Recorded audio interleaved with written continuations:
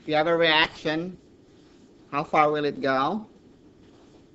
It will go to the extent where the reaction quotient becomes equal to a constant at a given temperature for that reaction. Okay, so Q, we say the reaction quotient approaches a constant value, which we call your equilibrium constant at a given temperature. Okay, so now we're going to talk about what happens if your reaction is already at equilibrium. How can we make it, how can we disturb it? How can we, what happens if we try to disturb it? Okay, so the key principle we need to know to understand what will happen and to predict what will happen is known as Le Chatelier's principle, which says that if a stress is applied to a system that's already in equilibrium, okay, it will shift or it will react in a manner that tends to counteract the stress. So examples of stresses that you can apply to a system at equilibrium, let's say you've got something that's already at equilibrium, you can add more products or reactants.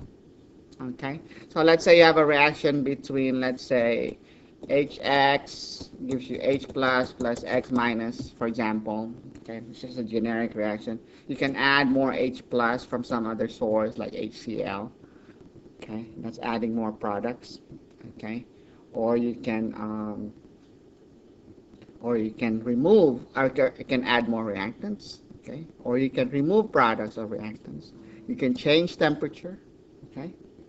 One way you might be able to remove a product, for example, is if you add something that might react with X minus. For example, let's say you add a source of silver ions that might react with your anion to give you a precipitate of AgX. Okay, so that would be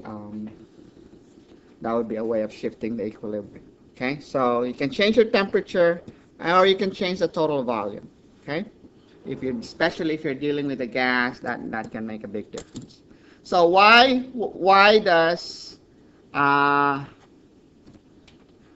is the equilibrium disturbed? Essentially, what happens here is, okay, we're going to classify our stresses into two kinds: stresses that are applied under constant temperature.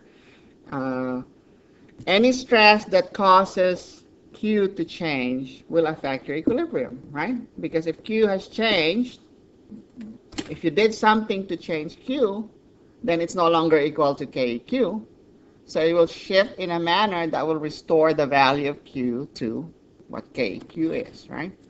Or you can change the temperature. That will also lead to a stress, because if you change the temperature, then that means you've changed the KQ.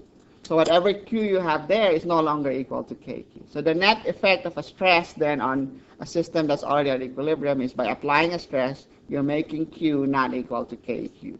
Either you're changing the Q while maintaining KQ, or you're changing the KQ if you're changing the temperature.